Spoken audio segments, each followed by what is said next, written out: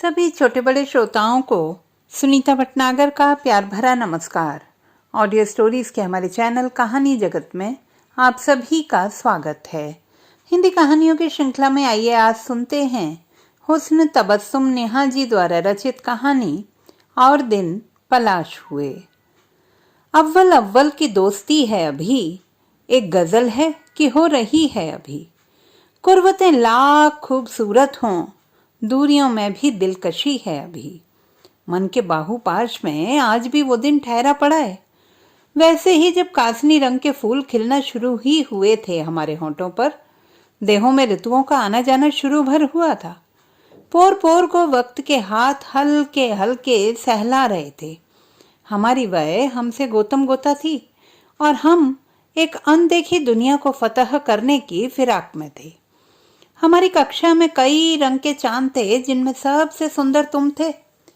हमारी कक्षा में कई नाजुक फूल थे जिनमें सबसे कोमल मैं थी। छू भर लेने से कुम्भला जाने वाली और तुम्हारे खिलंदड़े हाथ मुझे छूते जरूर थे, मुझे दिक करने के लिए। हिसाब में मैं हमेशा कमजोर रही और तुम हिसाब के रसिया क्षण भर में सारे आंकड़े इधर से उधर कर देते। किंतु जब मैथ्स टीचर हिसाब की कॉपी चेक करते तो पिटते हमेशा तुम, मैं बच जाती। तुम मेरी नोटबुक का कवर बदल देते अपनी नोटबुक के कवर से और मुझे पिटने से बचा लेते। हालांकि सारी क्लास चकित रहती कि ये उल्टी गंगा बहती कैसे है। यही शमित तो टीचर की क्लास लेते समय सारे सवाल ब्लैक बोर्ड पर ही हल कर डालता है, लेकिन नोटबुक पर हल नहीं कर पाता, पिटता रहता है। जब टीचर सारी नोटबुक जांच कर क्लास में बांटने को कहती तो तुम फिर से नोटबुक के कवर चेंज कर लेते। मैं खुद चकित, सवालों पर क्रॉस का चिन्ह लगा होने के बावजूद मुझे मार क्यों नहीं पड़ती। आखिर कब तक। एक रोज हमारे टीचर ने ही क्लास में तुमसे यही सवाल पूछा था। तुम चंट फरिश्ते फौरन शर्त रख दी, सर मैं बताऊंगा, लेकिन आपको भी मेरी एक बात माननी पड़ेगी। स्कूल के मेधावी छात्र होने के कारण शिक्षक तुम्हारी भावनाओं का सम्मान करते थे, तुम्हें प्यार करते थे। उन्होंने सहमति में सिर हिला दिया। तुमने फिर जो बताया वो काफी हैरान करने वाला था। सर, नोटबुक कलेक्ट करते समय मैं छाया की नोटबुक से अपनी नोटबुक एक्सचेंज कर लेता हूँ। मैं नहीं चाहता कि उसकी पिटाई हो। तुम्हारी भावनाओं का पूरा सम्मान हुआ था। उसके बाद कभी भी तुम्हें नोटबुक एक्सचेंज करने की जरूरत ही नहीं पड़ी थी और मेरी पिटाई भी नहीं हुई, तुम्हारी भी नहीं। इस छाह को मैंने प्यार नहीं जाना, पर जाने क्या जाना। तुम पतंग उड़ाते हरी पीली नीली, आसमान झुक झुक कर चूमता उन्हें। आओ ना, आओ ना। तुम्हारी सूक्ष्म नजर दूर आसमान के फिरोजी आंचल से चिपकी नन्ही बिंदु जैसी हिलती डुलती पतंगों पर टिकी रहती और पिच्छू मैं चरखी लपेटती रहती तुम्हारे अनुदेशों के अनुसार। जब कहते ढील दे, ढील देती। कहते लपेट, मैं लपेटना शुरू कर देती। तुम गलियों में कंचे खेल रहे होते, मैं फ्रॉक में तुम्हारे कंचे संभालती। तुम निशाना साध साध के कंचों पर निशाने लगाते जाते, मैं खुश हो होकर चहकती रहती, हंसती रहती। तुम तान के गुल्ली उछालते और मैं निहाल तुम्हारे हीरोपने पे। मैं चमकीली कई रंगों वाली फ्रॉक पहनकर बाहर निकलती, तुम देखते रह जाते। अपने गले में पड़ा काला ताबीज मेरे गले में डाल देते, नजर न लगे तुझे। मेरी चोटी पकड़कर हिलाते रहते। तेरे लिए एक घर बनाऊंगा तेरी रंगत वाला, और तुम कहाँ रहोगे? तेरे घर के बाहर। क्यों? तेरे घर पे पहरा दूंगा, कहीं कोई इस परी को मुझसे छीन ना ले। और तब भी कोई छीन ले जाए तो तुम्हारी आवाज थर्राई थी। तो घर तोड़ दूंगा और तुझे ढूंढने निकल पड़ूंगा। पता नहीं किस भावना के तहत मेरी नन्ही आंखें भर आई थी। मैंने कसकर तुम्हारा हाथ थाम लिया था। नहीं शमू, अगर कोई मुझे छीन कर ले गया तो मैं उसके हाथ में दांत काटकर भाग आऊंगी तुम्हारे पास। तुम किसी बुजुर्ग की तरह मुस्कुराए थे और तुम्हारी नम आंखें भी। पगली। 8वीं पास के बाद मम्मी भड़क रही थी। नहीं, लड़की को लड़कों के स्कूल में नहीं पढ़ाऊंगी, अब वह सयानी हो गई है, माहौल खराब है। पापा ने मान लिया। मैं तड़पते दिल को बाहों में कसे बैठी रोए रोए कर रही थी।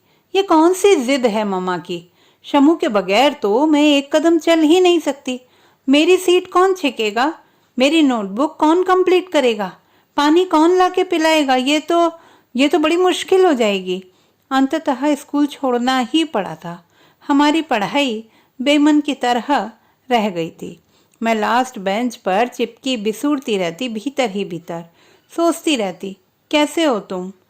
मुझे सबसे आगे बैठाने का बंदोबस्त करते थे। मैथ्स के पीरियड में गदेलियों की भरसक सुताई हो जाती थी। बैंत गदेलियों पर चिपके रह जाते। उस दिन मैं तुम्हारे पास जरूर जाती, प्रेम बाबू की बरसाती में तुमसे मिलने। तुम गदेलियां देखते ही चूम लेते। एक नैसर्गिक मरहम, सारी चोट दफा हो जाती। तुम्हारी विशाल समंदरी आंखें, अविस्मरणीय आंखें, मेरी आंखों में काजल जब भी फैल जाता तुम आंखें फैलाए बैठे रहते और मैं उन तुम्हारी आंखों को आईने की तरह इस्तेमाल करने का उपक्रम करती। अपना फैला हुआ काजल तुम्हारी आंखों में देख देख ठीक करने के लिए। देखने वाले रोमांचित हो जाते। ओहो हो, क्या बात है! एक रोज तुमने 7 रंगों वाले गुलाब रच के मुझे सौंप दिए थे। ये लो, संभाल के रखना। और बेशक संभाल के ही रखा गया। धीरे धीरे एक अलग तरह का एहसास नुमाया हुआ। हम बाबा की बावड़ी में छुप छुपा के मिलने लगे, चिर प्यासे परिंदों की तरह।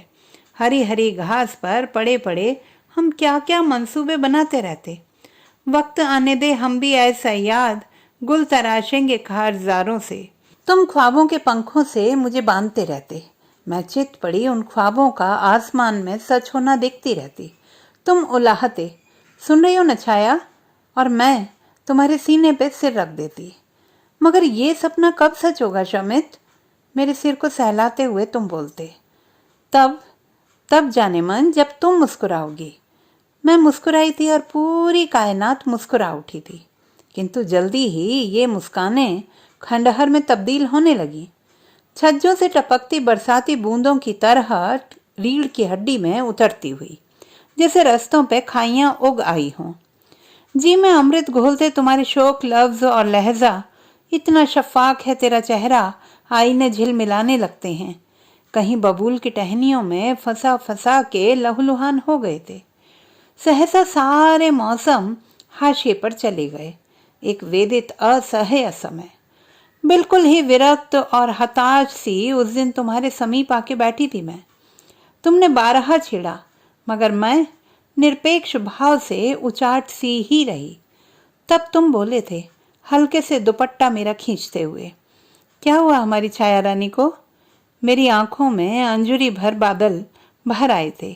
शमित, चलो बात कर लो डैडी से, वरना बहुत देर हो जाएगी। किंतु तुम बुत के बुत, तुम में कोई हरकत नहीं। झिंझोड़ने पर इतना ही बोले थे, मैं बादलों के बीच डूबता हुआ सूर्य हूँ, एक लोहित यथार्थ नहीं, एक पत्थर का टुकड़ा हूँ जिसे समाज ठुकराता रहा है। तुम्हारे डैडी भी ठुकराएंगे ही। जो ठोकर मुझे तुम्हारे डैडी से मिलने वाली है, तसव्वुर में मैं लाखों बार उस ठोकर को जी चुका हूँ। तुम घास पर लेटकर सीधे आसमान को ताक रहे थे, आंखों में नितांत बेजारी और घोर सूनापन, निगाहें स्थिर, भाव शून्य, जैसे तुम भीतर ही भीतर टूट टूट कर बिखर रहे थे। तुम्हारे सीने पर सिर रख के मैं बिलखने लगी थी। नहीं शमित, तुम्हें चलना होगा। तुमने मेरी जिदें टाली कब थी? मेरे आंसुओं को उंगलियों में जज्बा करते एक गहरी सेंक के साथ बोले थे, ठीक है छाया रानी, आऊँगा, कल शाम को आऊँगा, तुम वहीं रहना। सच शमित? हाँ सच। अब सिर उठाओ, देखो आंसुओं से सारी शर्ट भिगो दी है, मैं धो दूंगी। अब इस शूद्र पुत्रा की शर्ट धोकर तुम मुझे नरक में धकेलोगी? अब तुम खुद ऐसा मानोगे? मेरा मानना न मानना मसला नहीं है, डर तुम्हारे डैडी का है। वह ना माने तब क्या करोगी? मैं तो उस स्थिति का सामना नहीं कर पाऊंगा, इसलिए खुशफहमी में ही जीना चाहता था। किंतु कब तक? यथार्थ का सामना एक ना एक दिन तो करना ही पड़ेगा। निराश नहीं होते शमित, मेरे डैडी बेहद खुले विचारों वाले हैं। ऐसा कुछ नहीं होगा, हमारी शादी जरूर होगी। ओके ओके, देखते हैं तुम्हारे डैडी कितने पानी में। दूसरे रोज मैं दरवाजे पर पलक पावड़े बिछाए बैठी थी। आएगा आएगा आएगा आने वाला। और तुमने अपना सबसे अच्छा सफारी सूट पहन रखा था। चेहरा एक अजब पलाशी आत्मविश्वास से दमक रहा था, मगर आंखों में किंचित रिक्तता का भाव भी था। डैडी से मिले, बातें हुई और फिर वही हुआ जिसका तुम तसव्वुर किया करते थे। मैं धक्क से रह गई। तुम खाली हाथ खाली मन से खुद को ढोते हुए लौट गए थे। मैं बालकनी में मन की बाहें फैलाए खड़ी रह गई। चाहती थी दौड़कर रोक लूं तुम्हें, रोक लूं तुम्हारा रास्ता, किंतु कहाँ। मानसिक संत्रास ने सब डहा डाला सो अलग। तुमसे छूटना एक बार तुम्हारा अपमान, दूसरी बात मैं तुमसे छूट गई, तुम मुझसे छूट गए।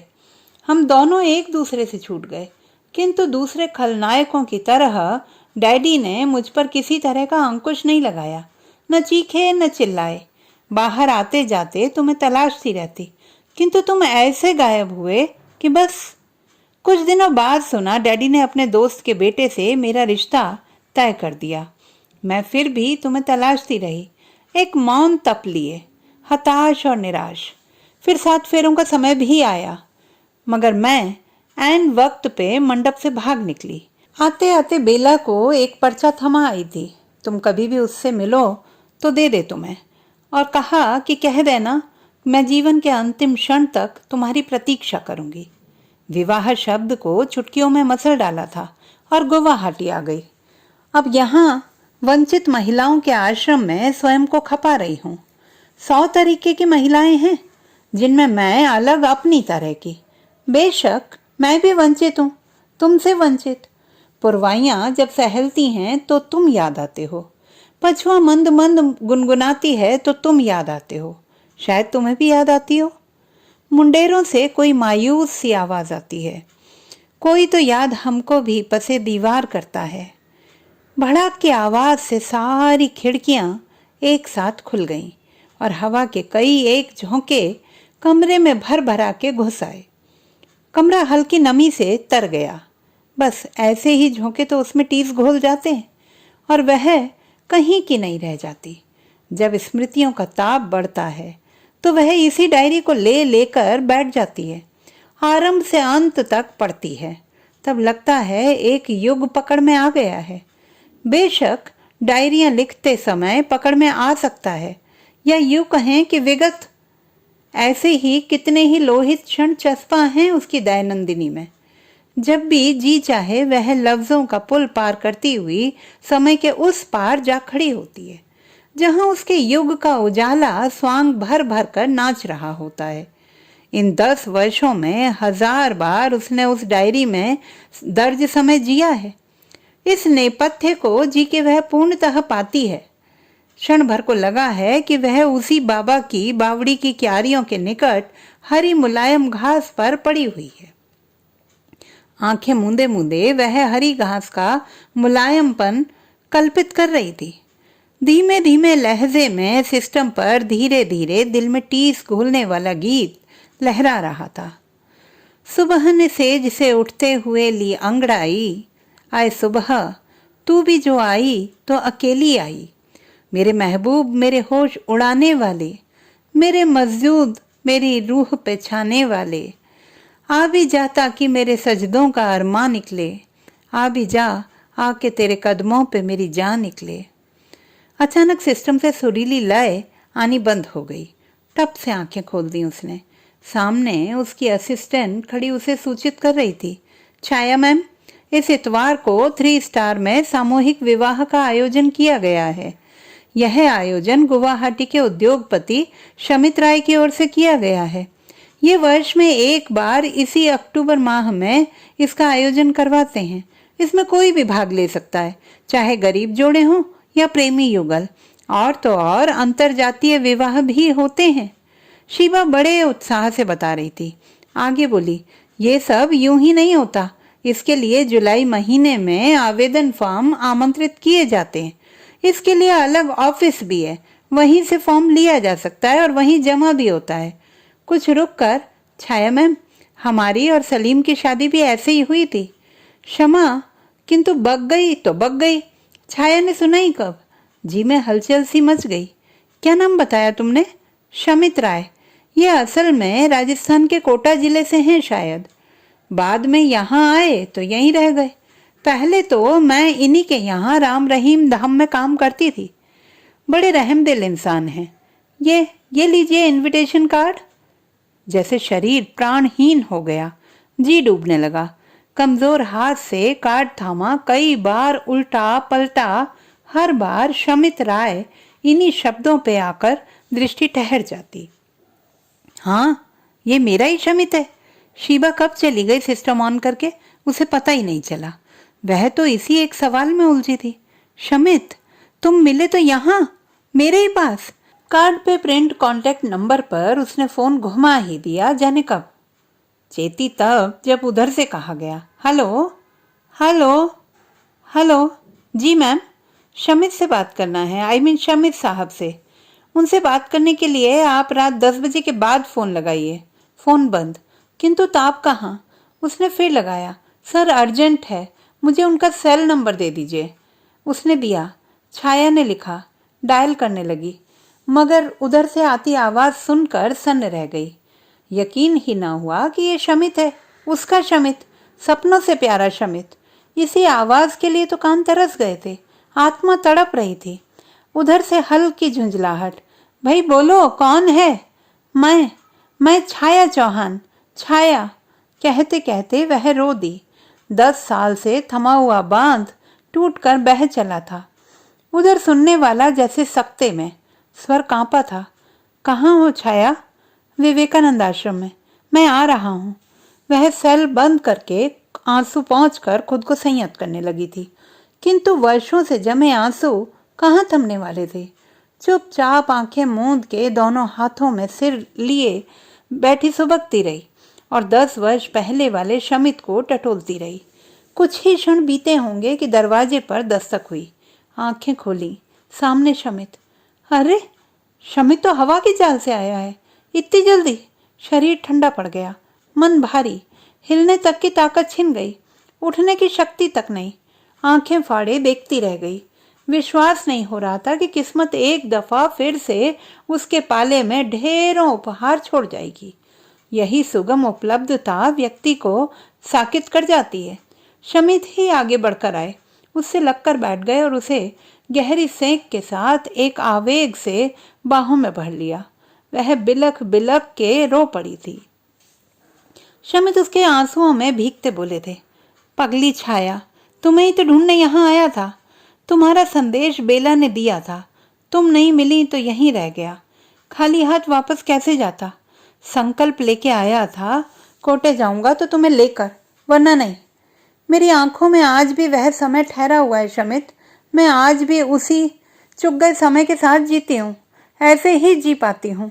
सच छाया, तुमने कितने जतन से मुझे जीवित रखा हुआ है, वरना मैं तो मर चुका था। नहीं। एक क्षण को उसने शमित के चेहरे की ओर देखा और जी उमड़ आया। वो मासूम अभावों और उपेक्षाओं का मारा हुआ शमित, सहमा सहमा ख्वार ख्वार सा शमित, और ये आत्मविश्वास से भरा भरा दमकता शमित। कितनी मुश्किल से अपनी उदासियों और तन्हाइयों को समेटकर खुद को दोबारा खड़ा किया होगा। वक्त की आंधियों और समय के संघर्षों से अटा पड़ा शमित का बन्नाबी चेहरा गेहुआ गंदुमी सा पड़ गया था।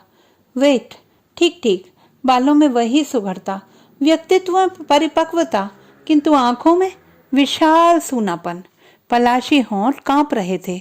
उसने डायरी उठाई, उलटने पुलटने लगा, फिर उसे चूम लिया। छाया, अब इन पन्नों पर हमारे संत्रास, पीड़ा और आंसू नहीं दर्ज होंगे। अब यहाँ हमारे हिसाब के गुलाब महकेंगे। तभी शमित का सेल फोन बज उठा। हाँ बोलो नफीस। सर, कुल 15 पेयर हैं, सबके लिए मंडप सजवा दिया है। पंडित जी और काजी को भी वक्त बता दिया है। कल शाम 6 बजे सभी आ जाएंगे। सारी व्यवस्था चाक चौबंद। पेयर्स को गेस्ट हाउस में ठहरा दिया है। नफीस, 1 मिनट। यस सर, एक मंडप बढ़वा दो। Okay sir. उनका नाम? शमित राय संग छाया चौहान। सर, एक कौतुक भरा स्वर।